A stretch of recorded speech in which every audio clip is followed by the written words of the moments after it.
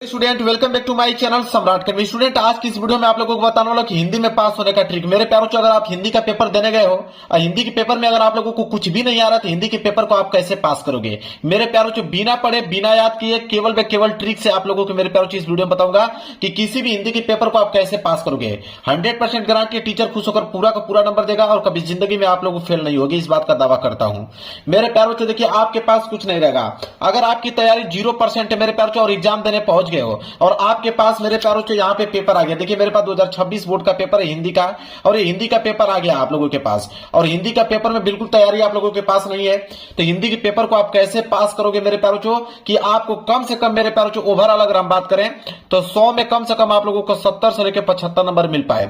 आज की इस वीडियो में यही आप लोगों को बताना कि कोई भी हिंदी का पेपर आ जाएगा उसको कैसे आप पास करोगे। सबसे पहला जो काम आप लोगों को करना है मेरे प्यारों वो है आप लोगों का रोल नंबर। सबसे पहला काम ये करना है कि अनुक्रमांक और यहाँ पे नाम अपना यहाँ पे लिख देना है सही सही। और मेरे पास देखिए ये हिंदी का पेपर है और हिंदी के पेपर को मैं खुद बोर्ड एग्जाम की कॉपी पे सॉल्व करके दिखाने वाला हूं बिना कुछ याद किए। केवल मेरे पास जो आपके पास पेपर रहेगा, आपके पास 2 पेन रहेगा और साथ ही साथ एक स्केल रहेगा मेरे प्यारों। इसी के सहायता से आप पूरा का पूरा हिंदी के पेपर को सॉल्व कर पाओगे मेरे प्यारों। एग्जामिनर आपको 70 से लेकर 75 नंबर दे देगा पूरा 100 में। तो चलिए देखते हैं। सबसे पहला अगर हम बात करें मेरे प्यारों तो थोड़ा सा बस आप लोग समझ लीजिए, थोड़ा सा बेसिक चीजें हैं। जैसे मान लीजिए कि ये क्लास 10th है, ठीक है, और ये क्या है आपका क्लास 12th है। थोड़ा सा बेसिक चीज है उसको समझ लीजिए मेरे प्यारों।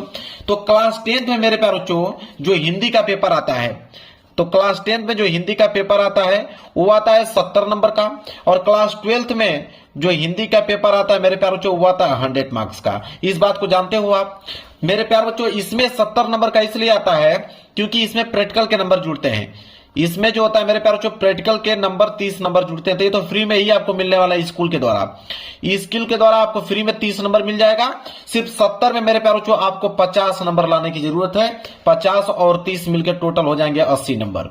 और यहाँ पे क्लास 12th वाले बच्चे टोटल 100 नंबर का पेपर होता है। आप यकीन मानिए कि 100 में आप मेरे प्यारों 70 से लेकर 75 नंबर आप बिल्कुल आसान से ला पाओगे, चाहे आपको याद हो चाहे ना याद हो। इस बात की गारंटी लेता हूं मेरे प्यारों। तो यह था कुछ बेसिक पॉइंट। और मैं आपको बता दूं कि जो हिंदी का पेपर होता है मेरे प्यारों वो 2 भागों में बटा होता है। अब 2 भागों कौन कौन से हैं देखिए, एक होता है सब्जेक्टिव प्रश्न, एक होता है ऑब्जेक्टिव। तो एक ऑब्जेक्टिव होता है और एक सब्जेक्टिव होता है। तो ऑब्जेक्टिव प्रश्नों को मैं लास्ट में डिस्कस करूंगा। सबसे पहले मैं सब्जेक्टिव प्रश्नों को डिस्कस करने वाला हूं। ऑब्जेक्टिव प्रश्न का एक ऐसा ट्रिक बताऊंगा कि वो 100% मेरे प्यारों वर्क करता है। और कम से कम मेरे प्यारों अगर हम बात करें, अगर 20 नंबर का ऑब्जेक्टिव है तो कम से कम आप मेरे प्यारों 12 से लेकर 13 नंबर क्वेश्चन आप आसानी से उस ट्रिक की मदद से आप सॉल्व कर पाओगे। तो आपका मेरे प्यार यहां से ऑब्जेक्टिव क्वेश्चन निकल जाएगा। लास्ट में इसको बताऊंगा। सबसे पहले हम लोग देखेंगे यहाँ पे सब्जेक्टिव प्रश्न को। देखिए मेरे प्यार सब्जेक्टिव प्रश्न आप लोगों का यहां से स्टार्ट है। खंड ब, और खंड ब में दिया हुआ है वर्णात्मक प्रश्न मेरे प्यारों। सबसे पहला जो काम करना है वो बात मेरा नोट कर लेना। सबसे पहले स्केल की सहायता से अंडरलाइनिंग कर लेना। ये डबल अंडरलाइनिंग करके लेके आया ना, तो यहाँ पे जिसे हसिया बोलते हैं हिंदी में, तो आप लोगों को हसिया खींचना, मैं ऑलरेडी खींच के लेके आया हूं। जब हसिया आप लोग खींच लोगे तो सबसे पहला जो काम करना है मेरे प्यारों वो होता है रोल नंबर। आपको हर एक पेज पे यहाँ पे रोल नंबर लिखते चलना है। रोल नंबर इसलिए लिखना है ताकि आपकी कोई भी कॉपी जो मेरे प्यारों बदल ना पाए। अब आपने रोल नंबर हर एक पेज पे आपको लिखना है। इसके बाद आपको हेडिंग डालनी है। जैसे खंड ब है तो आप यहाँ पे हेडिंग डालोगे खंड ब। अब ये मेन हेडिंग हो जाएगी आपकी खंड ब। ये हेडिंग हो गया खंड ब। स्केल की सहायता से इसके नीचे कर दीजिएगा मेरे प्यारों अंडरलाइनिंग। अब मेरे प्यारों वर्णात्मक प्रश्न कर रहे हो तो एक लाइन का गैप छोड़ना है, इस बात को नोट कर लो। एक लाइन का गैप छोड़कर तब जाके नीचे आप डालोगे यहाँ पे वर्णात्मक प्रश्न। क्या डालोगे? वर्णात्मक प्रश्न डालोगे। पेपर में लिखा हुआ है वर्णात्मक प्रश्न, वही चीज आपको नोट करना है। यह नहीं है कि वर्णात्मक प्रश्न आपको याद करना है। पेपर में लिखा हुआ मिलेगा आपको वर्णात्मक प्रश्न। अभी मैंने दिखा भी देता हूं आप लोगों को। देखिए खंड ब वर्णात्मक प्रश्न, ये 2 पॉइंट लिखा है। इन्हीं दोनों पॉइंट को मैंने यहाँ पे क्या किया, नोट करना है। कर दोगे, इतना काम आपको हो गया। अब प्रश्न संख्या मान लीजिए 21 कर रहे हो यहाँ से, तो प्रश्न संख्या 21 कर रहे हो तो सबसे पहले प्रश्न उत्तर डालना बहुत ही ज्यादा कंपलसरी है। तो एक लाइन का गैप छोड़कर आप यहाँ पे डालोगे प्रश्न उत्तर संख्या। यहाँ पे हेडिंग बनाओगे। देखिए हेडिंग बिल्कुल सही सही आपको डालना है। आप आंसर गलत लिखो कोई दिक्कत नहीं है, लेकिन हेडिंग इसका बिल्कुल सही सही होना चाहिए। तो प्रश्न उत्तर संख्या क्या डालोगे यहाँ पे 21। इसके बाद स्केल की सहायता से इसके नीचे करना है आप लोगों को अंडरलाइनिंग। तो प्रश्न उत्तर संख्या 21 हो गया। अब जब प्रश्न उत्तर संख्या 21 पढ़ोगे मेरे प्यारे बच्चों, तो बोला है कि निम्नलिखित में से एक गद्यांश पर आधारित सभी प्रश्नों को उत्तर दीजिए। तो आप यहाँ बोला है कि निम्नलिखित में से किसी एक गद्यांश पर आधारित सभी प्रश्नों के उत्तर दीजिए। मतलब कि 2 गद्यांश दिया हुआ है। देखिए, एक क वाला दिया गया है और क वाला कह रहा है कि अगर नहीं करना आप चाहते हैं तो अथवा करके यहाँ पे आपको ख वाला दिया गया है। दोनों में से कोई एक ही आपको करना है, इस बात को आप नोट कर लो। और ये जो गद्यांश मेरे प्यार जो 6 नंबर के लिए पूछा गया है, ठीक है, ये हाई स्कूल का पेपर है। इंटर वाले में मेरे प्यार जो यहाँ पे 10 नंबर का पूछा जाता है गद्यांश, इस बात को ध्यान में रखिएगा। तो देखिए, गद्यांश हल करने का दोनों में एक ही ट्रिक है। अब गद्यांश हल करने की अगर हम बात करें तो मान लीजिए अगर आप क करने वाले हो तो क का आंसर नहीं मालूम है तो कैसे इसको करोगे। तो क करने वाले हो तो सबसे पहले यहाँ पे लिखोगे क लिखने के बाद यहाँ पे इस तरह डालोगे संकेत। संकेत बहुत ज्यादा कंपलसरी, मेरे पास इस बात को नोट कर लेना। संकेत ऐसे डालना है और स्केल की सहायता से इसके नीचे क्या कर देना आप लोगों को, अंडरलाइनिंग। संकेत कैसे लिखा जाता है उसको समझिए। संकेत तो आप पेपर में सही लिख डालोगे। जैसे देखिए यहाँ बोला है ना, विश्वास पात्र मित्र, तो शुरू का यहां तक लाइन उठा लीजिए कि विश्वास पात्र मित्र से, इसके बाद डैश डैश करते जाना है। लास्ट की लाइन आपको लिखना है कि सहायता देंगे। यह होता है संकेत लिखने का तरीका। तो चलिए नोट करते हैं क्या था, विश्वास पात्र, तो आप लिखेंगे कि विश्वास पात्र। देखिए मेरे पास जो ट्रिक आपको बता रहा हूं, बिल्कुल याद करने की कोई भी प्रश्न जरूरत नहीं। अगर आपको नहीं याद है तो आप ये ट्रिक अपनाना, बिल्कुल पास हो क्या होगे। तो विश्वास पात्र मित्र, यहां पे लिखोगे मित्र से। अब इसके बाद क्या करोगे, डैश डैश करते जाओगे और लास्ट की लाइन क्या था, और लास्ट की लाइन था सहायता देंगे। तो यहां पे डालोगे सहायता देंगे, सहायता देंगे, यहां पे डाल दीजिए खड़ी पाई। क्लियर है, ये हो गया संकेत। इतना काम तो पेपर में से ही कर दोगे। इसके बाद नीचे आप प्रश्न पढ़ोगे कि प्रश्न कौन सा दिया हुआ है। देखिए 3 प्रश्न है और इंटर में 5 प्रश्न होते हैं। 2-2 नंबर के हिसाब से 10 नंबर वहां मिलते हैं, यहाँ पे 3 प्रश्न है तो 2-2 नंबर के हिसाब से 6 नंबर मिलेंगे। तो पहला प्रश्न क्या है कि उपयुक्त गद्यांश का संदर्भ लिखिए। अब मेरे प्यारे जो संदर्भ लिखने की बात किया, संदर्भ में 2 ही चीज मेन पॉइंट होता है। एक होता है आपका पाठ का नाम कि किस पाठ से लिया गया है, और एक होता है आपका लेखक का नाम कि इसके लेखक कौन है। मेरे प्यारे जो गद्यांश में जब गद्यांश का संदर्भ लिखोगे तो यही 2 चीज मेन होता है, पाठ का नाम और लेखक का नाम। अब कैसे लिखना है आपको संदर्भ, ये समझिए। अगर पाठ का नाम न मालूम हो और लेखक का नाम न मालूम हो तो आप इसका आंसर कैसे लिखोगे, संदर्भ इसका कैसे लिखोगे, देखिए ध्यान दीजिए। तो सबसे पहले आप कर रहे हो पहला वाला प्रश्न, तो एक लाइन का गैप छोड़ना है, यहाँ पे डालना है पहला वाला प्रश्न। इसके बाद संदर्भ कर रहे थे तो आपको हेडिंग बनानी पड़ेगी, यहाँ पे संदर्भ। ये हो गया मेन हेडिंग संदर्भ। संदर्भ लिखने का तरीका क्या होता है वो चीज समझिए। गद्यांश है ना, तो गद्यांश का संदर्भ कैसे लिखा जाता है उसको समझिए। सबसे पहले लिखना है कि प्रस्तुत, क्या लिखोगे कि प्रस्तुत। अब गद्यांश है तो गद्यांश लिखोगे, पद्यांश रहता तो पद्यांश लिखते हैं, तो गद्यांश है तो लिखोगे कि प्रस्तुत गद्यांश। यहां पर लिखोगे कि प्रस्तुत गद्यांश हमारी पाठ्य पुस्तक, प्रस्तुत गद्यांश हमारी पाठ्य पुस्तक, हमारी पाठ्य पुस्तक, प्रस्तुत गद्यांश हमारी पाठ्य पुस्तक। अब हिंदी है, हिंदी से तो लिया गया है तो लिखोगे प्रस्तुत गद्यांश हमारी पाठ्य पुस्तक। अब सिंगल इन्वर्टेड कामा के अंदर आपको ब्लैक पेन से लिखना है हिंदी, इसके बाद क्लोज कर देना इस तरह हिंदी कि प्रस्तुत गद्यांश हमारी पाठ्य पुस्तक हिंदी के। अब यह आपका गद्यांश है तो लिखोगे गद्यखंड, हिंदी के गद्यखंड में संकलित, हिंदी के गद्यखंड में संकलित। अब यहां पे चैप्टर का नाम लिखना है, संकलित चैप्टर का नाम लिखना है। जब इस गद्यांश को आप पढ़ोगे, कह रहा है कि विश्वास पात्र मित्र। अब मित्र समझ में आ गया, मित्र देखते ही आप समझ में, दिमाग में आपका आ गया कि मित्रता चैप्टर से लिया गया है। ठीक है, मित्रता चैप्टर से लिया गया, आपके दिमाग में आएगा। अब मैं आपको बताता हूं, तो आप यहां पे लिखोगे मित्रता। अब बहुत सारे बच्चों का कमेंट आएगा कि सर अगर हमको नहीं मालूम रहेगा कि मित्रता चैप्टर से लिया गया तब क्या करेंगे हम लोग, तब कौन सा ट्रिक लगाएंगे। ये तो आपने बताया कि याद हो जाएगा आपको कि मित्रता चैप्टर से लिया गया है, और कोई दूसरा चैप्टर से लिया रहेगा तो हम कैसे मालूम करेंगे। आप समझिए, तो आप लिखोगे कि प्रस्तुत गद्यांश हमारी पाठ्य पुस्तक हिंदी के गद्यखंड में संकलित। आपको मालूम हो गया कि मित्रता, तो आप मित्रता लिख दोगे। अगर नहीं मालूम चलता कि मित्रता चैप्टर से लिया गया है तो आपकी किताब में जो भी चैप्टर का नाम अगर आपको मालूम है, मान लीजिए ममता चैप्टर है तो ममता चैप्टर का नाम लिख दीजिए। इससे तू न गई मेरे मन से, उस चैप्टर का नाम है तो उस चैप्टर का नाम आप यहां लिख दीजिए। मतलब किसी भी चैप्टर का नाम मालूम है उस चैप्टर का नाम यहां पे आप लोगों को लिख देना है। ठीक है, तो आप लिखोगे गद्यखंड में संकलित मित्रता नामक पाठ से लिया गया है, मित्रता नामक पाठ से लिया गया है, लिया गया है। जिसके लेखक, इसके बाद लिखोगे जिसके लेखक, अब लेखक का नाम लिखना है। तो आपको मालूम होगा कि मित्रता चैप्टर को जो लिखे हैं आचार्य रामचंद्र शुक्ल जी लिखे हैं, ठीक है। तो यहां पे लिखोगे जिनके लेखक आचार्य रामचंद्र शुक्ल। अगर नाम मालूम चले तब क्या करोगे, तो आप मेरे प्यारे किसी का भी नाम लिख दीजिए। आपका मन कर तो डॉक्टर राजेंद्र प्रसाद लिख दीजिए, जयशंकर प्रसाद लिख दीजिए, भारतेंदु हरिश्चंद्र जी लिख दीजिए, ठीक है, बिहारी लाल जी लिख दीजिए। तो जो भी आपको नाम मालूम है उसको लिख दीजिएगा, ठीक है। ऐसे लिख देना है जिसके लेखक आचार्य रामचंद्र शुक्ल जी हैं। लो भाई, ये आप लोगों का क्या जो है संदर्भ यहाँ पे बिल्कुल कंप्लीट हो गया। इतना चीज आपको समझ में आ गया। अब दूसरा प्रश्न अगर आपको करना है, दूसरा प्रश्न है कि गद्यांश के रेखांकित अंश की व्याख्या कीजिए। तो रेखांकित अंश की व्याख्या करना है तो एक लाइन का गैप छोड़ दीजिएगा और यहाँ पे दूसरी हेडिंग डाल लीजिए, क्या, रेखांकित अंश की व्याख्या। यह हो जाएगा आपका रेखांकित अंश की व्याख्या।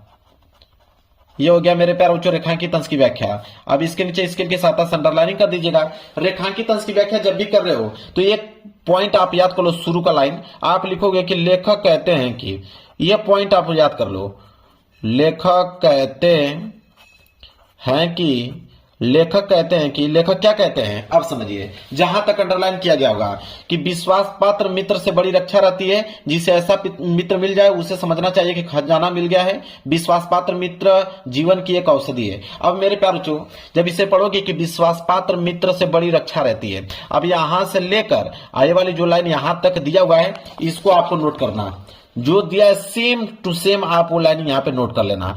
फिर लिखना है यहाँ पे कि लेखक ये बताते हैं कि विश्वास पात्र मित्र जो होता है वह हमारी रक्षा करता है, वो हमारी बातों के इधर उधर नहीं करता है, वो हमारी सहायता करता है, हमें आगे बढ़ने में अग्रसर करता है। विश्वास पात्र मित्र जीवन का यही तो आश्रय है कि अगर आपका विश्वास पात्र मित्र मिल जाए तो आप पे विश्वास करेगा, आपको सही मार्ग ले जाएगा। तो अपने तरीके से आपको यहाँ पर उस चीजों को एक्सप्लेन कर देना है। जब एक्सप्लेन कर दोगे फिर अगली लाइन क्या लिखोगे उसको समझिए। अगली लाइन लिखोगे कि जिसे ऐसा मित्र मिल जाए उसे समझना चाहिए कि खजाना मिल गया है। अब सेम टू सेम यही लाइन यहां से लेकर यहां तक उतार देना है, सेम टू सेम जो लाइन दिया है वही लाइन उतार दो। फिर इसके बाद उसके बारे में कुछ ना कुछ अपने समझाओ कि लेखक ये कहते हैं कि अगर ऐसा मित्र अगर आपको मिल जाएगा तो आपको यह समझना चाहिए कि खजाना मिल गया है, वो किसी खजाने से कम नहीं होता है ऐसा मित्र। इस तरह उसमें एक्सप्लेन करके थोड़ी चीजें आपको यहाँ पे जोड़ देना है। इसके बाद क्या लिखोगे अगली लाइन कि विश्वास पात्र मित्र जीवन की एक औषधि है। अब वही जो लाइन बोला सेम टू सेम वो लाइन उतार लीजिए, उसके बारे में अपने तरीके से समझा। लेखक ये कहते हैं कि जिस प्रकार अगर बुखार होने पे औषधि काम आती है, उसी प्रकार मेरे प्यारों अगर गलत मार्ग पे जाऊंगा तो मेरा मित्र जो है मुझे सही मार्ग पे ले जाएगा, तो वह जो है बिल्कुल औषधि के काम करेगा मेरा मित्र। इस प्रकार बनाकर आप एक्सप्लेन कर लो। देखो 4-5 लाइन में इसका रेखांकित अंश की व्याख्या हो गया कि नहीं, बिल्कुल ऐसे व्याख्या करना है आप लोगों को। एक लाइन उतारा उसके बारे में लिखो, फिर अगली लाइन उतारो उसके बारे में लिखो। ऐसे करके रेखांकित अंश की व्याख्या पूरा कर सकते हैं। क्लियर है मेरे प्यारे बच्चों। अब जब पेज भर जाए तो आप यहाँ पे PTO पेज टर्न ओवर लिखकर पेज को मेरे प्यारे बच्चों यहाँ पे आपको पलट देना है। ये पेज लो, पेज को हमने पलट दिया। इसके बाद मेरे प्यारे बच्चों एक प्रश्न और बचा है कि लेखक ने विश्वास पात्र मित्र की तुलना किससे और क्यों की है। ठीक है, तो आप लिख देना मेरे प्यारे बच्चों कि लेखक ये कहते हैं कि विश्वास पात्र मित्र की तुलना वो जो है औषधि से किए हैं। ठीक है, वो खजाने की तरह काम करता है और हमारे जीवन में मित्र जो होता है मित्र का बहुत कीमती होता है। उसकी मतलब मौजूदगी में हम सुरक्षित रहते हैं। वो औषधि की तरह काम करता है, हमें गलत रास्ते पे नहीं ले जाता है। उसके जो भावनात्मक विचार होते हैं वो हमें बताता है, सही मार्ग पे मुझे ले जाता है, गलत काम करने से हमें रोकता है। बस ये चीजें तो हैं, बस उसमें जोड़ते जाइए, कुछ ना कुछ करते जाइए। तो ये भी आंसर जो तीसरा है यहाँ पे, जब तीसरा यहाँ पे डालोगे तो इसका भी आंसर बनाकर आप लोगों को जोड़कर किसी न किसी तरह पूरा कर देना। क्वेश्चन को छोड़ना नहीं है। जब ये क्वेश्चन कंप्लीट हो जाएगा, लो भाई आपका गद्यांश जो है बिल्कुल कंप्लीट हो जाएगा। क्लियर है। इसी तरह मेरे प्यारे बच्चों क्या है, यही ट्रिक से आपको पद्यांश भी करना है। ये जो पद्यांश आएगा प्रश्न संख्या 22, तो पद्यांश में सेम टू सेम यही ट्रिक लगाना है। इसमें भी सबसे पहले संकेत आप लोग लिख दीजिएगा, फिर संदर्भ है, संदर्भ मैंने ट्रिक बता दिया, व्याख्या का भी मैंने ट्रिक बता दिया है, जो लास्ट प्रश्न है जो पूछा है उसका भी मैंने ट्रिक बता दिया। तो आपका गद्यांश और पद्यांश सेम इसी ट्रिक पे मेरे प्यारे बच्चों आप लोगों का काम करेगा। इसके बाद आएगा प्रश्न संख्या 23। प्रश्न संख्या 23 जो है वो बोला है कि निम्नलिखित में से संस्कृत का गद्यांश, अगर संस्कृत के गद्यांश का ट्रिक बता दूंगा तो आप संस्कृत के पद्यांश का भी आप इस क्वेश्चन को आंसर कर पाओगे। तो एक ट्रिक समझ जाओगे गद्यांश का, तो सेम उसी ट्रिक पे पद्यांश भी सॉल्व हो जाता है। तो चलिए मैं संस्कृत का गद्यांश का ट्रिक बता देता हूं कि अगर संस्कृत का गद्यांश अगर पूछे तो उसका कैसे हल करोगे। जैसे बोला यहाँ पे कि संस्कृत गद्यांश का संदर्भ सहित हिंदी में अनुवाद कीजिए। इसका संदर्भ लिखना होता है और हिंदी अनुवाद लिखना होता है। इसमें भी दो है, एक क वाला है, एक आपका ख वाला है, अथवा करके। तो चलिए प्रश्न संख्या 23 है।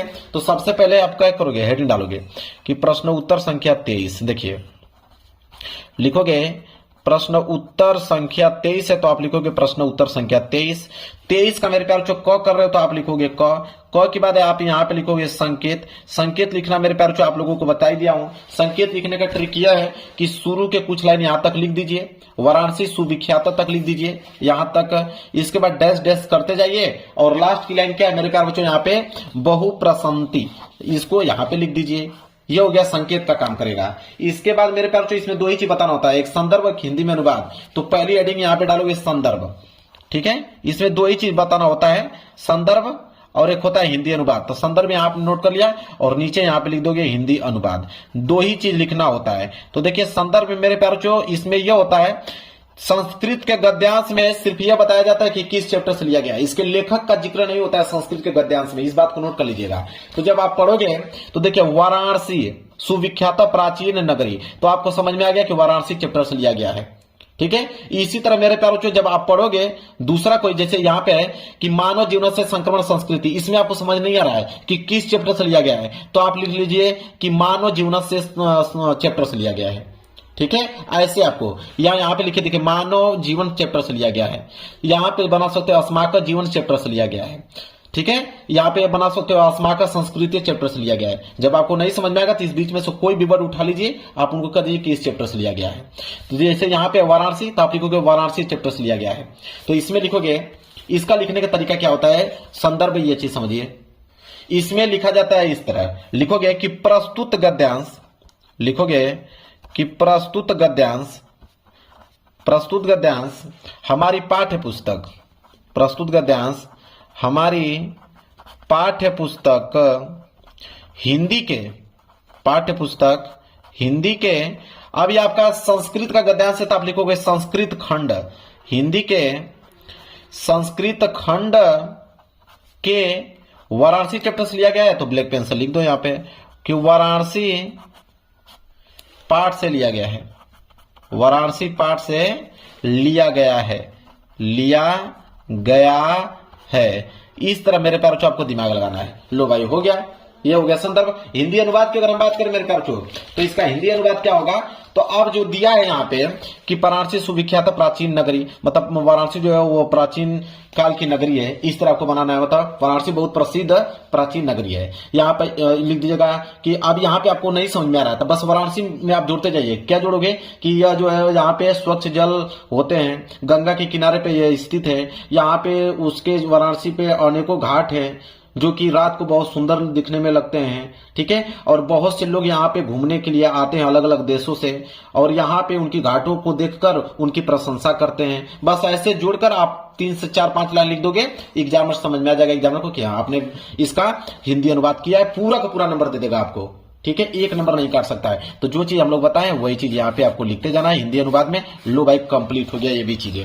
इसी तरह संस्कृत पद्यांश करना होगा तो आप यहाँ पे देखिए प्रस्तुत गद्यांश है ना, तो आप लिखोगे प्रस्तुत पद्यांश कि प्रस्तुत पद्यांश हमारी पाठ्य पुस्तक हिंदी के संस्कृत खंड के, अब जिस भी चैप्टर से मान लीजिए ये वाला कर रहे हो, आपको समझ नहीं आया कि किस चैप्टर से लिया गया है, ठीक है। तो यहाँ पे लिख दीजिए कि पंडिता चैप्टर से लिया गया है, चाहे दुर्गामी चैप्टर से लिया गया है, हो गया। इसी में से वर्ड उठा लीजिए कि दुर्गामी चैप्टर से लिया गया है या पंडिता चैप्टर से लिया गया है, ठीक है, जनातीय चैप्टर से लिया गया है। इस तरह आपको बनाकर यहाँ पे संदर्भ लिख दीजिएगा। और हिंदी अनुवाद में भाई यहाँ पे बोला अब तो दुर्गामी साक्षरो न च पंडिता, तो पंडितों के बारे में किया गया तो पंडितों के बारे में कुछ ना कुछ आपको इस तरह लिख देना है, ठीक है। अमुख उनकी प्रशंसा कर देना है, ठीक है। ऐसे आपको करते हुए मेरे प्यारों इसका आंसर लिख देना है। समझ में आ गया आप लोगों को। तो ये हो गया आप लोगों का संस्कृत का गद्यांश और पद्यांश सॉल्व करने का ट्रिक मेरे प्यारों। यहां तक चीजें आपको समझ में आ गया। अब मैं आपको बताऊंगा यहाँ पे जीवन परिचय, ठीक है। तो आपको एक लेखक का जीवन परिचय का ट्रिक अगर मैं बता देता हूं तो उसी पे मेरे प्यारों आप कभी का भी जीवन परिचय का ट्रिक आप लोग यहाँ पे बना लीजिएगा। तो चलिए मैं बता देता हूँ एक ट्रिक कि लेखक का जीवन परिचय अगर आपको याद ना हो तो कैसे आप लिखोगे। देखिए मेरे पास जो सबसे पहले प्रश्न उत्तर संख्या 26 का क है, तो सबसे पहले जब जीवन परिचय लिख रहे हो तो सबसे पहले आपको हेडिंग डालना है कि प्रश्न उत्तर संख्या, लिखोगे कि प्रश्न उत्तर संख्या 26 का क है तो लिखोगे 26 का क। यहां आपने लिख दिया कि 26 का क। अब इसमें आपको 3 दिया है कि आचार्य रामचंद्र शुक्ल जी, जयशंकर प्रसाद, डॉक्टर राजेंद्र प्रसाद। मान लीजिए आप जयशंकर प्रसाद का लिखना चाहते हो दूसरा, तो आप यहां पे लिखोगे दूसरा। जयशंकर प्रसाद तो आप यहां पे लिख दीजिए कि जयशंकर प्रसाद, ताकि एग्जामिनर को मालूम चल पाए कि हाँ आपने जयशंकर प्रसाद का जीवन परिचय लिखा हुआ है। मेन हेडिंग हो जाएगी आपकी यहाँ पे जीवन परिचय, तो यहाँ पे डालिएगा जीवन परिचय। ये हो जाएगी आपकी मेन हेडिंग जीवन परिचय। सबसे पहला जो काम करना है मेरे प्यारे बच्चों वो होता है संक्षिप्त परिचय। अगर आपको संक्षिप्त परिचय याद है मेरे प्यारे बच्चों, इसके बाद तो कोई भी दुनिया का जीवन परिचय लिख दोगे। अब संक्षिप्त परिचय में होता क्या है, संक्षिप्त परिचय में आपको लिखना क्या है, नाम। आप यहाँ पे लिखिएगा नाम, और नाम के बाद यहाँ पे लिखिएगा अगला कॉलम जन्म। जन्म के बाद मेरे प्यारे बच्चों यहाँ पे लिखिएगा स्थान, मतलब कि उनका जन्म स्थान कहाँ पे है। इसके बाद यहाँ पे लिख दीजिए पिता का नाम, माता का नाम अगर मालूम है तो माता का नाम यहाँ पे लिख दीजिए।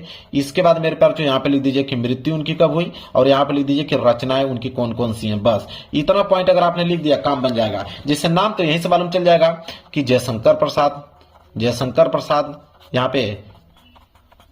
इसके बाद अगर जन्म की बात करें तो जन्म मेरे प्यारों बच्चों इनका हुआ था 1889 ईस्वी में। इस बात को मेरे प्यारों बच्चों नोट कर लो, नहीं मालूम है तो कुछ भी आप लिख सकते हो, कोई दिक्कत नहीं है। स्थान काशी में हुआ था मेरे प्यारों बच्चों। काशी कहां पे पड़ता है, वाराणसी में पड़ता है। वाराणसी इस तरह यहां पे लिख दीजिए वाराणसी में पड़ता है। इसके बाद मेरे पास पिता का नाम क्या था, देवी प्रसाद। अगर न मालूम हो तो किसी भी पिता का नाम यहाँ पे लिख सकते हो, कोई दिक्कत नहीं है। इसके बाद माता का नाम मुन्नी देवी, तो मुन्नी देवी अगर नहीं मालूम है तो किसी भी यहाँ पे किसी भी महिला का नाम यहाँ पे लिख सकते हो, कोई दिक्कत नहीं है। मृत्यु की अगर बात करें 1937 ईस्वी, लेकिन इतना पॉइंट तो अगर याद ही होगा आप लोगों को। रचना की बात करें तो कमाई नहीं, अगर रचना ना मालूम हो तो किसी भी लेखक का रचना अगर आपको याद है तो उनका यहाँ पे मेंशन कर दीजिए, कोई दिक्कत नहीं। कॉपी छोड़ने से बेहतर है कि आपको यहाँ पे कुछ लिख दीजिए, ठीक है। कमायनी लहर झरना, क्लियर है। ये हो गया मेरे प्यारे बच्चों यहाँ पे संक्षिप्त परिचय। इतना पॉइंट अगर आपको मालूम है, बस इतना ही, तो पूरा का पूरा जीवन परिचय लिख दोगे। कैसे, सुनो मैं बना रहा हूं यहाँ पे, लिखेंगे पहली लाइन, सुनिए ध्यान से कि जयशंकर प्रसाद का जन्म सन 1889 ईस्वी में काशी के वाराणसी नामक स्थान पर हुआ था। इनके पिता का नाम देवी प्रसाद तथा माता का नाम मुन्नी देवी था। इतना पॉइंट आपने लिख दिया। बीच में आप थोड़ा लिख दीजिएगा कि यहाँ पे इस तरह लिख सकते हैं कि बचपन में ही पिता की मृत्यु हो जाने के कारण जयशंकर प्रसाद जो है घर पर ही उन्होंने हिंदी, संस्कृत, फारसी, उर्दू भाषा का गहन अध्ययन किया, और इनका जीवन बहुत संघर्षशील था, क्योंकि बचपन में पिता की मृत्यु हो जाने के बाद मतलब उनका जीवन संघर्षशील था। अल्प अवस्था में ही क्षय रोग के कारण, मतलब किसी रोग का नाम यहाँ पे लिख दीजिएगा कि क्षय रोग के कारण उनकी मृत्यु हो गई सन 1937 ईस्वी में। उनकी रचनाएं कमायनी लहर झरना है। लो भाई, जो चीज बताया हूं ना, अगर उतना पॉइंट लिखोगे ना तो पूरा का पूरा पेज ही भर जाएगा। जो चीज अभी बोला हूं मैं, जब उसको अपने भाषा में लिखोगे तो पूरा का पूरा पेज ही भर जाएगा। यह होता है मेरे प्यार बच्चों किसी का जीवन परिचय लिखने का तरीका मेरे प्यार बच्चों।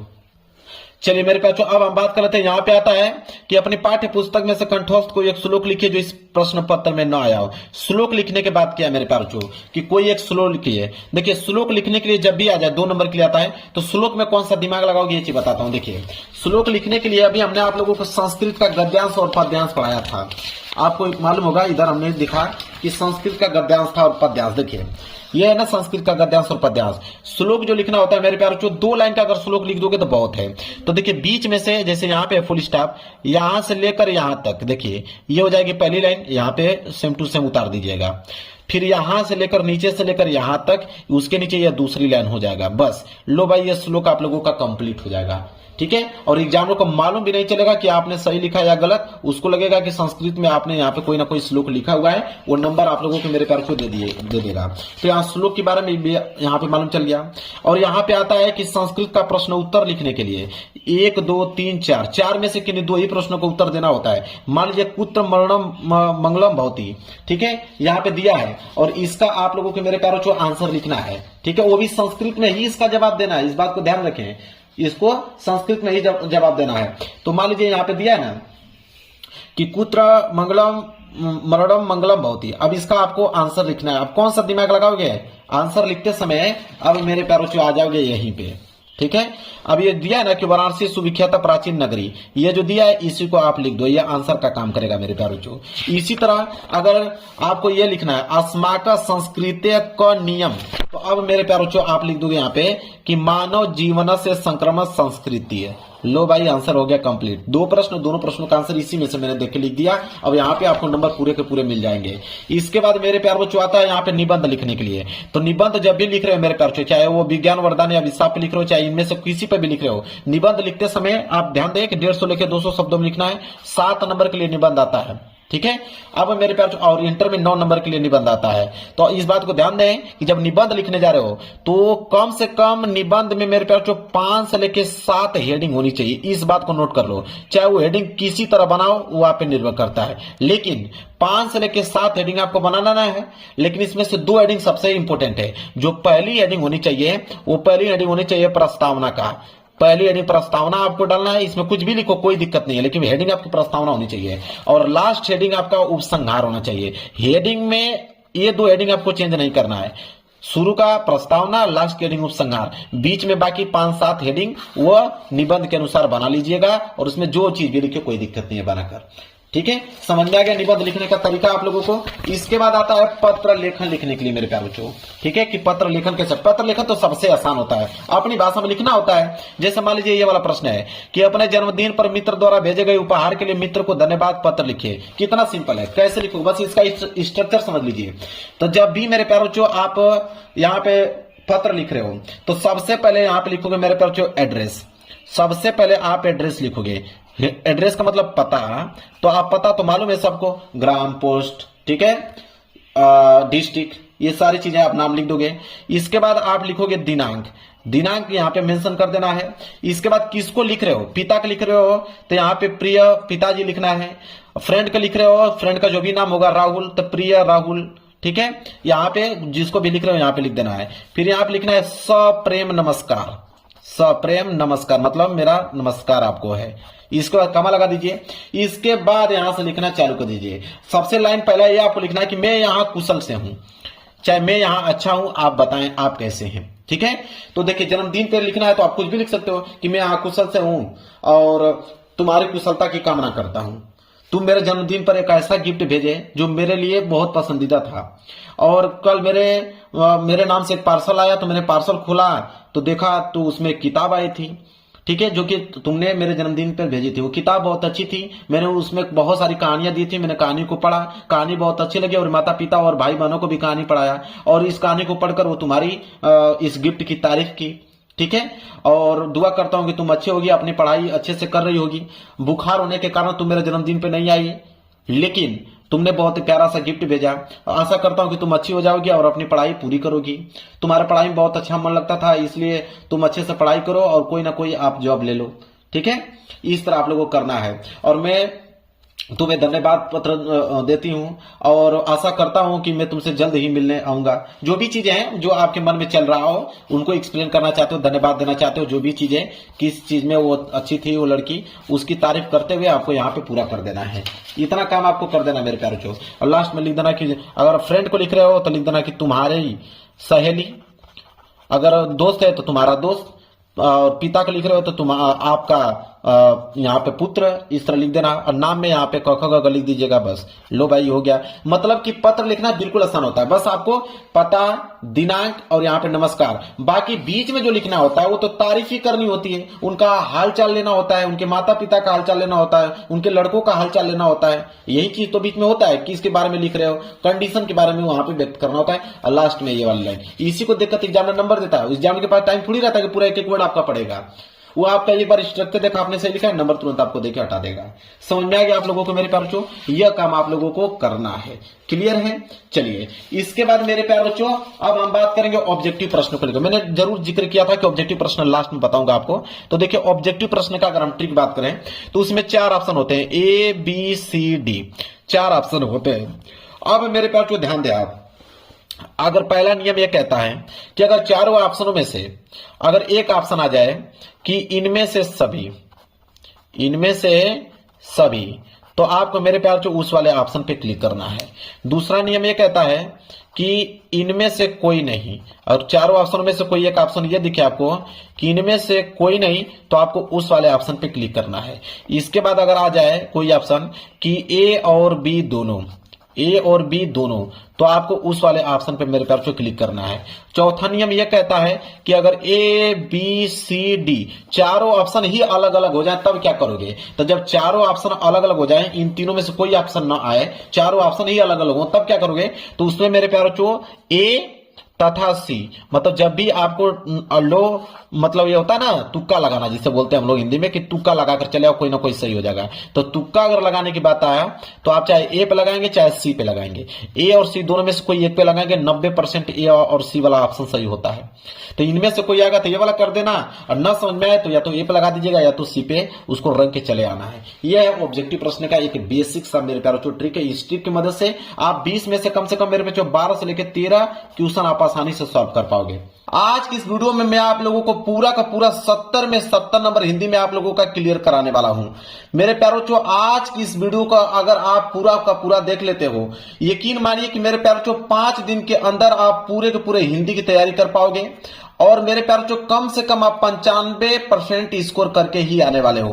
पूरा का पूरा हिंदी टॉपिक में डिस्कस करने वाला हूं, कहां से क्वेश्चन पूछेगा, कौन सा क्वेश्चन पूछेगा, सिर्फ आपको तैयार करना है। मेरे प्यारों जो लास्ट चांस है, अगर इस चांस को आपने गवा दिया तो हिंदी में अगर आप फेल हो गए, पहला ही पेपर में अगर आप फेल हो गए तो आप हर एक पेपर में फेल होते जाओगे। अगर पहला पेपर अगर आपने अच्छा कर दिया, 95% का स्कोर कर दिया, तो आपके अंदर इतना कॉन्फिडेंस आ जाएगा कि सारे के सारे पेपर को आप अच्छे तरीके से कर पाओगे। देखिए हिंदी को मैंने 4 भागों में बांट दिया है। अगर आपको रही बात पास होने का, तो पास होने की रही बात, तो आप चाहोगे तो एक कॉलम को आप पढ़ के पास हो जाओगे। मात्र आप 21 नंबर यहां से ला सकते हो, बस मात्र 3 टॉपिक पढ़कर 21 नंबर ला सकते हो। जिसमें से निबंध रहेगा, निबंध आपके पेपर में 7 नंबर के लिए पूछता है। पत्र लेखन आपके पेपर में 4 नंबर के लिए पूछता है, और जीवन परिचय कवि और लेखक का आपका 10 नंबर का पूछता है। 3 टॉपिक तैयार कर लीजिए, 21 नंबर मिल गया और आप पास हो जाएंगे। लेकिन यहाँ पास होना नहीं है, आप लोगों को 95% स्कोर करके आना है।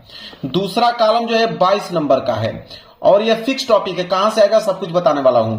देखिए गद्यांश और पद्यांश, गद्यांश में 3 प्रश्न होते हैं 6 नंबर के लिए, पद्यांश में भी 3 प्रश्न होते हैं 6 नंबर के लिए। तो 12 नंबर तो आप लोगों का गद्यांश और पद्यांश से मिल गया। संस्कृत का गद्यांश जो आता है वो 5 नंबर का आता है, और संस्कृत का पद्यांश 5 नंबर का आता है। ठीक है। और मेरे प्यारे बच्चों उसका हिंदी अनुवाद करने के लिए बोलता है, संदर्भ सहित हिंदी में अनुवाद, तो 5 5 10 नंबर यहां से, तो 12 और 10 22 नंबर यहां से क्लियर हो जाएगा आप लोगों का। इसके बाद तीसरे कॉलम में मैंने खंड काव्य लिया है। खंड काव्य आपके पेपर में 3 नंबर के लिए पूछता है, श्लोक आपके पेपर में 2 नंबर के लिए पूछता है, और संस्कृत का प्रश्न उत्तर 2 नंबर के लिए पूछता है। तो 3 2 5 7 नंबर का तीसरा कॉलम कंप्लीट हो जाता है। और चौथा कॉलम होता है एमसीक्यू, बहुविकल्पीय प्रश्न का। 20 नंबर का बहुविकल्पीय प्रश्न बनता है आपके पेपर में, जिनका उत्तर आपको OMR शीट पे देना होता है। तो ये 20 बहुविकल्पीय प्रश्न कहां से आता है सब कुछ मैं आप लोगों को बता दूंगा आज की इस वीडियो में, कंप्लीट वीडियो मेरे प्यारे बच्चों। और यकीन मानिए कि अगर पूरा तैयार कर लेते हो तो 95% स्कोर आप लोगों का बिल्कुल क्लियर हो जाएगा। देखिए आपके पेपर में प्रश्न संख्या 29, आपके पेपर में जो प्रश्न संख्या 29 आएगा वो सबसे ज्यादा स्कोर का होता है। कितने नंबर के लिए? 7 नंबर के लिए। पूरे के पूरे पेपर में सबसे ज्यादा नंबर का निबंध पूछा जाता है। तो प्रश्न संख्या 29 रहेगा निबंध। बोलेगा आपसे कि निम्नलिखित में से किसी एक विषय पर निबंध लिखिए, 7 नंबर मिलेगा। तो निबंध जो बता रहा हूं 5 निबंध आज की इस वीडियो में देख लो। अगर 5 निबंध अगर आपको तैयार है, इससे बाहर आपके पेपर में नहीं आएगा। स्वच्छ भारत अभियान, इसके बाद है विज्ञान वरदान या अभिशाप, तीसरा है प्रदूषण की समस्या तथा समाधान, चौथा है बढ़ती जनसंख्या का कारण और निवारण बताइए, इसके बाद है आतंकवाद की समस्या और समाधान। मेरे प्यारे बच्चों आपसे निवेदन करता हूं 5 निबंध आज की इस वीडियो में मैंने बताया, पांचों के पांचों निबंध आप बिल्कुल आसान तरीके से याद कर लेना। किताब से मत याद करना, किताब से याद करोगे तो किताब में बहुत काफी डिफिकल्ट वर्ड दिया है और काफी लॉन्ग दिया हुआ है जो कि आप याद नहीं कर सकते हो। आप यूट्यूब चैनल पे चले जाइए, वहां पे मारिए स्वच्छ भारत अभियान पर निबंध बिल्कुल आसान भाषा में, तो आपका निबंध आ जाएगा बिल्कुल आसान भाषा में, उसको लिखकर याद कर लो। इसी तरह विज्ञान और वरदान या अभिशाप पर, इसी तरह प्रदूषण की समस्या तथा समाधान पर, इसी तरह पांचों के पांचों निबंध सर्च कर कर उसकर एक छोटी सी कॉपी में उसका शॉर्ट नोट्स बना लो मेरे प्यारों, जो आसान शब्दों में, ताकि आपको याद हो पाए। यहां से 7 नंबर बिल्कुल पक्का हो जाएगा। 5 अगर तैयार है तो एक जरूर से जरूर इसमें आ जाएगा, इस बात को यकीन मानिए आप लोग। इसके बाद आपके पेपर में आएगा प्रश्न संख्या 30वां। प्रश्न संख्या 30वां रहेगा पत्र लेखन। पत्र लेखन में बोलेगा कि निम्नलिखित में से किसी एक विषय पर पत्र लिखे, और यह पत्र जो होगा 4 नंबर के लिए पूछा जाएगा। देखिए आपके पेपर में 3 प्रकार के पत्र पूछे जाते हैं। एक तो आता है नियुक्ति आवेदन पत्र। तो नियुक्ति आवेदन पत्र आप यूट्यूब पे सर्च कर लीजिएगा कि नियुक्ति आवेदन पत्र कैसे लिखते हैं। तो अगर एक तरीका अगर आपको मालूम चल जाएगा, नियुक्ति आवेदन पत्र का, तो उस पर जितने प्रकार के नियुक्ति आवेदन पत्र पूछेगा उसको आप आसान भाषा में लिख पाओगे, एक अगर आपने सीख लिया। दूसरा आता है कि बैंक से किसी व्यवसाय के लिए ऋण प्राप्त करने का आवेदन पत्र। तो किसी भी व्यवसाय के लिए, चाहे वो मछली पालन हो, चाहे वो मुर्गा पालन हो, ठीक है, चाहे और भी अन्य खेती के लिए, व्यवसाय के लिए, अगर आप बैंक से ऋण लेना चाहते हो तो उसका आवेदन पत्र कैसे लिखोगे। तो अगर एक आपको लिखना आ जाएगा तो उस पर किसी भी प्रकार का कंडीशन देके पूछेगा आप उसको लिख पाओगे। और तीसरा आता है कि अपने नगर या गांव की सफाई हेतु संबंधित अधिकारी को प्रार्थना पत्र लिखे। 3 ही प्रकार के पत्र लिखन आते हैं। यूट्यूब पे सर्च कर करके ये तीनों टॉपिक को मेरे प्यारे बच्चों आप लिखना सीख लीजिए। 4 नंबर आप लोगों का बिल्कुल क्लियर हो जाएगा। पत्र लेखन भी मैंने आप लोगों को बता दिया, फिक्स बता दिया कि कौन कौन से आने वाले हैं, ठीक है, बस आपको तैयार करने की जरूरत है। इसके बाद आता है प्रश्न संख्या 26। प्रश्न संख्या 26 का वो आता है जीवन परिचय लेखक का। 5 नंबर के लिए जीवन परिचय होता है। तो 3 नंबर तो जीवन परिचय पे मिलते हैं और 2 नंबर मिल जाते हैं आपके रचनाएं पे। तो रचनाएं बहुत इंपॉर्टेंट है, याद रखिए, बिना रचनाएं के 2 नंबर नहीं मिलेगा। तो रचनाएं आपको लिखना कंपलसरी है। मैं आप लोगों को 3 जीवन परिचय बताता हूं लेखक का। एक है डॉक्टर राजेंद्र प्रसाद, एक है जयशंकर प्रसाद, एक है आचार्य रामचंद्र शुक्ल। अगर 3 लोगों का याद कर लेते हो तो एक लोग का जरूर से जरूर उसमें पूछा जाएगा और उन्हीं का जीवन परिचय लिखकर 5 नंबर ला दीजिएगा। क्लियर है। इसके बाद आता है 26 का ख। 26 का ख रहेगा जीवन परिचय कवि का। तो कवि का जीवन परिचय भी 5 नंबर के लिए पूछा जाता है। इसमें भी यही रेशियो चलता है, 3 नंबर जीवन परिचय पे मिलता है, 2 नंबर रचनाएं पे मिलता है। तो 3 में बता देता हूं, एक गोस्वामी तुलसीदास का, एक सुमित्रानंद पंत जी का और एक महाकवि सूरदास जी का। 3 लोगों का अगर जीवन परिचय मेरे प्यार जो तैयार है तो इन्हीं तीनों में से कोई एक आपको करने के लिए देगा और आप आसान भाषा में कर पाओगे, 5 नंबर ले पाओगे। इसके बाद आएगा प्रश्न उत्तर संख्या 21 महत्वपूर्ण गद्यांश। देखिए गद्यांश मैंने बताया 2 गद्यांश रहता है, एक क वाला रहता है और एक अथवा करके ख वाला रहता है। दोनों में से कोई एक ही गद्यांश करना होता है, 6 नंबर आपको मिलेगा। या तो आप क वाला कीजिए या तो आप ख वाला कीजिए। तो दोनों गद्यांश मेरे प्यार बच्चों में से एक ही करना है। वो दोनों गद्यांश कहां से आते हैं, किस चैप्टर से आते हैं, मात्र 3 चैप्टर आप तैयार कर लीजिए। 95% गद्यांश इन्हीं तीनों चैप्टरों से आते हैं। वह है आपकी एक मित्रता, दूसरा है आपके ममता, तीसरा है आपके भारतीय संस्कृति चैप्टर। आपके पास समय बिल्कुल कम है। अगर इन तीनों चैप्टरों के जितने भी महत्वपूर्ण गद्यांश है सब तैयार कर लेते हो तो आपके 6 नंबर बिल्कुल मेरे प्यारे बच्चों पक्के हो जाएंगे गद्यांश का। इसके बाद आएगा प्रश्न संख्या 22। प्रश्न संख्या 22 रहेगा महत्वपूर्ण पद्यांश। देखिए पद्यांश भी 6 नंबर के लिए ही आता है। 3 प्रश्न होता है, 2-2 नंबर के हिसाब से 6 नंबर मिलता है। इसमें भी आपके 2 रहते हैं पद्यांश, क और ख, दोनों में से कोई एक करना होता है। तो एक सूरदास जी का, दूसरा मैं बता रहा हूं तुलसीदास जी का और तीसरा राम नरेश त्रिपाठी जी का।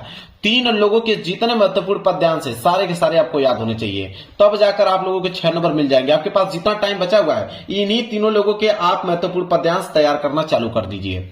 इसके बाद आता है प्रश्न संख्या 23। प्रश्न संख्या 23 है संस्कृत का गद्यांश और पद्यांश। संस्कृत का जो गद्यांश है 5 नंबर के लिए आता है संदर्भ सहित हिंदी में अनुवाद करने के लिए, और संस्कृत का पद्यांश भी आता है 5 नंबर के लिए संदर्भ सहित हिंदी में अनुवाद करने के लिए। 3 नंबर हिंदी अनुवाद पे मिलता है, 2 नंबर इसके संदर्भ में मिलता है, याद रखिएगा। तो 2 चैप्टर बताता हूं, वाराणसी चैप्टर और एक भारतीय संस्कृति चैप्टर। देखिए वाराणसी चैप्टर के संस्कृत के गद्यांश भी पूछा जाता है और वाराणसी चैप्टर के ही संस्कृत का पद्यांश भी पूछा जाता है। इसी तरह भारतीय संस्कृति चैप्टर का गद्यांश और भारतीय संस्कृति चैप्टर का पद्यांश दोनों आते हैं। तो अगर 2 चैप्टर अगर क्लियर हो जा रहा है अच्छे तरीके से तो 10 नंबर आप लोगों का बिल्कुल यहां से क्लियर हो जाएगा, इस बात को ध्यान में रखिएगा। इसके बाद आएगा प्रश्न संख्या 25। प्रश्न संख्या 25 है कि अपने पठित खंड काव्य के आधार पर निम्नलिखित प्रश्नों में से किसी एक का उत्तर दीजिए। खंड काव्य मेरे प्यारों जो जिला वाइज जाता है, जो आपके जिला में पूछा जाएगा वही खंड काव्य आपको करना होगा। कोई दूसरा करोगे तो 1 नंबर नहीं मिलेगा। 3 नंबर के लिए खंड काव्य पूछा जाता है। तो इसी वीडियो मैं आप कमेंट कर दीजिए अपने जिले का नाम, मैं आपको रिप्लाई करके बता दूंगा कि आपके जिले में कौन सा खंड काव्य पूछा जाएगा। अन्यथा आपको क्वेश्चन बैंक में किताब में मिल जाएगा। वैसे खंड काव्य बहुत सारे हैं, मुक्ति दूत है, ज्योति जवाहर है, यहाँ पे देखिए मेवाड़ मुकुट है, और मैं दिखाता हूं बहुत है। मेवाड़ मुकुट के बाद आ जाएगा आपका अग्र पूजा, अग्र पूजा के बाद जय सुभाष आ जाएगा, इसके बाद आ जाएगा मातृभूमि, मातृभूमि के बाद आ जाएगा कर्ण, कर्ण के बाद आ जाएगा करमवीर, करमवीर के बाद आ जाएगा तुमुल। इतने सारे खंड काव्य हैं, लेकिन आपको वही करना होगा जो आपके डिस्ट्रिक्ट में पूछा जाता है, आपके जिले में पूछा जाता है। इसके बाद आएगा प्रश्न संख्या 27। प्रश्न संख्या 27 मेरे प्यारों जो श्लोक रहेगा, ठीक है, तो 2 श्लोक बता देता हूं। 2 श्लोक अगर आपको याद रहेंगे तो 2 नंबर आपके क्लियर हो जाएगा। पहला श्लोक यह है कि बंधम मरणम वापी जयो वापी पराजया अभ्यत्र समो वीरः वीर भाव ही वीरता। ये आपका पहला श्लोक हो गया। इसके बाद यह दूसरा श्लोक याद कर लीजिए कि सर्वे भवन्तु सुखिनम सर्वे सन्तु निराम्या सर्वे भद्राणि पश्यन्तु मां कश्चित् दुख भाग भवेत्। तो 2 मैंने यहाँ पे आप लोगों को श्लोक बता दिया, और दोनों ही सिंपल श्लोक हैं जो कि आप आसानी से इसको याद कर पाएंगे। याद कर लीजिए, 2 नंबर यहां से आपके क्लियर हो जाएंगे। इसके बाद आता है मेन चीज कि बहुविकल्पीय प्रश्न, 20 नंबर का बहुविकल्पीय प्रश्न। मेरे प्यारे बच्चों, मेरे यूट्यूब चैनल पे आप प्लेलिस्ट में जाके देख लीजिए, मैंने 100 बहुविकल्पीय प्रश्न बताया है। अगर 100 बहुविकल्पीय प्रश्न अगर आप तैयार कर लेते हो तो 20 में 20 स्कोर करके आने वाले हो। अन्यथा मैं आपको बता देता हूं कि ये 20 के 20 बहुविकल्पीय प्रश्न कहां से बनते हैं, ठीक है। देखिए, पहला आता है हिंदी गद्य से और दूसरा आता है हिंदी पद से। हिंदी गद्य से मेरे प्यारे जो 5 नंबर के बहुविकल्पीय प्रश्न बनते हैं, और हिंदी पद से 5 नंबर के बहुविकल्पीय प्रश्न बनते हैं। 10 नंबर का बहुविकल्पीय प्रश्न तो हिंदी गद्य और हिंदी पद से बनते हैं। कौन कौन से टॉपिक तैयार करना होगा? हिंदी गद्य में शुक्ल युग और शुक्लयुत्तर युग के सारे आपको टॉपिक तैयार होने चाहिए, और हिंदी पद में रीतिकाल और आधुनिक काल के सारे टॉपिक आपको तैयार होने चाहिए, जाके आपका 10 नंबर क्लियर हो जाएगा। इसके बाद तीसरा टॉपिक आता है रस छंद अलंकार। देखिए, रस में आपको करुण रस या हास्य रस एक पूछेगा जरूर, उसका उदाहरण देके पूछता है कि किस रस का उदाहरण है। और अलंकार में या तो आपसे अर्थालंकार पूछ ले, या तो आपसे उपमा अलंकार पूछ ले, या तो रूपक अलंकार, या तो उत्प्रेक्षा अलंकार को उदाहरण पूछकर यहाँ पे 1 नंबर का प्रश्न बनेगा, और छंद से 1 नंबर का प्रश्न बनेगा। मतलब तीनों टॉपिक से 1-1 नंबर के प्रश्न बनेंगे। 3 नंबर से यहां से टॉपिक से प्रश्न बनते हैं बहुविकल्पीय का। चौथा आता है हिंदी व्याकरण में। हिंदी व्याकरण में देखिए, उपसर्ग से 1 नंबर का प्रश्न बनेगा। या तो अ का पूछ लेता है, या तो अन्न का, या तो अधि का, या तो अप का, या तो स का, या तो नीर का, या तो अभि का, या तो परि का, या तो सु का। यहां से 1 नंबर के आपके उपसर्ग पूछेंगे। समास की अगर हम बात करें तो या तो द्वंद्व समास, या तो द्विगु समास, या तो कर्मधारय समास, या तो बहुव्रीहि समास। यहां से 1 नंबर के प्रश्न बनेंगे। और या तो आपसे तद्भव पूछ ले, या तो आपसे तत्सम पूछ ले, या तो परवाची शब्द पूछ ले। इन तीनों टॉपिकों में से कोई एक ही पूछेगा 1 नंबर के लिए। या तो आपसे तद्भव दे दे, या तो आपसे तत्सम पूछ ले, या तो परवाची पूछ ले। तो 3 नंबर यहां से आपके क्लियर हो जाएंगे। इसके बाद आता है संस्कृत का व्याकरण।